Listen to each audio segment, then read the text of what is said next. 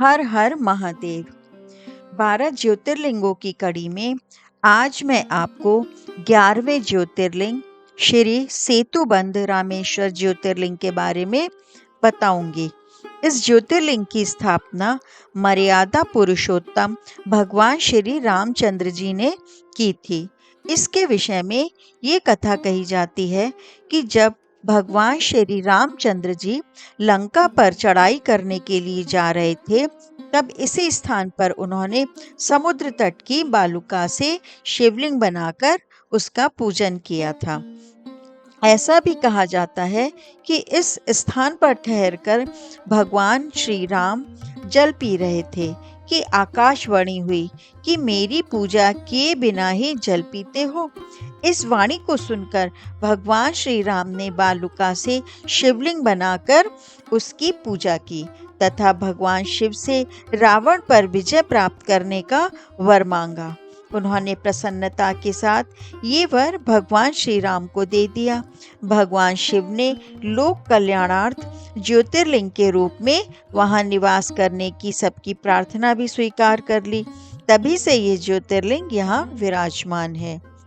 इस ज्योतिर्लिंग के विषय में एक दूसरी कथा इस प्रकार कही जाती है कि जब भगवान श्री राम रावण का वध करके लौट रहे थे, तब उन्होंने अपना पहला पड़ाव समुद्र के इस पार गंधमादन पर्वत पर डाला था। वहां बहुत से ऋषि और मुनिगण उनके दर्शन के लिए उनके पास आए।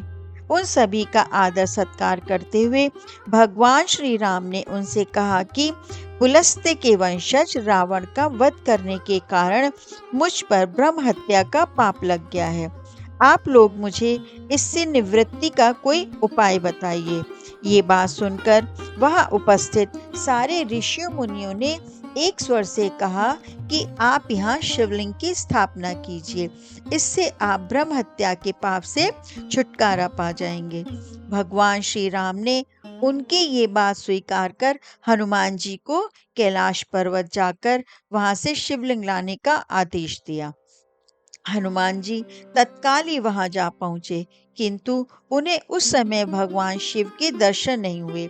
अतः वे उनका दर्शन प्राप्त करने के लिए वहीं बैठकर तपस्या करने लगे। कुछ काल पश्चात शिव जी के दर्शन प्राप्त कर हनुमान जी शिवलिंग लेकर लौटे, किंतु तब तक शुभ मुहूर्त बीत जाने की आशंका से यहाँ सीता जी द्वारा लिंग स्थापन कराया जा चुका था। हनुमान जी को ये देखकर बहुत दुख हुआ। उन्होंने अपनी व्यथा भगवान श्री राम से कह सुनाई। भगवान ने पहले ही लिंग स्थापित किए जाने का कारण हनुमान जी को बताते हुए कहा कि यदि तुम चाहो तो इस लिंग को यहाँ से हटा दो। हनुमान जी अत्यंत प्रसन्न होकर उस लिंग को उखाड़ने लगे, किंतु बहुत प्रयत्न करने पर भी वह टस से मस नहीं हुआ। अंत में उन्होंने उस शिवलिंग को अपनी पूंछ में लपेटकर उखाड़ने का प्रयत्न किया, फिर भी वह ज्यों का त्यों अडिग बना रहा। उल्टे हनुमान जी ही धक्का खाकर एक कोस दूर मूर्छित होकर जा गिरे। उनके शरीर से रक्त बहने लगा। ये देखकर सभी लोग अत्यंत व्याकुल हो उठे। माता सीता जी पुत्र से भी प्यारे अपने हनुमान के शरीर पर हाथ फेरती हुई विलाप करने लगी। मूर्छा दूर होने पर हनुमान जी ने भगवान श्री राम को परम ब्रह्म के रूप में सामने देखा। भगवान ने उन्हें शंकर जी की महिमा बताकर उनका प्रबोध किया। हनुमान जी द्वारा लाए गए शिवलिंग की स्थापना भी वहीं पास में करवा दी गई। बोलो हर हर महादेव। ओम नमः शिवाय। अगर आपको मेरी कथाएं अच्छी लगती हैं तो कृपया मेरी कथाओं को लाइक, कमेंट और शेयर करें। इससे मुझे प्रोत्साहन मिलेगा।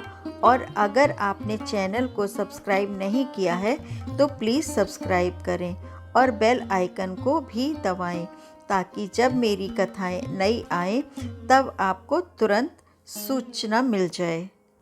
धन्यवाद।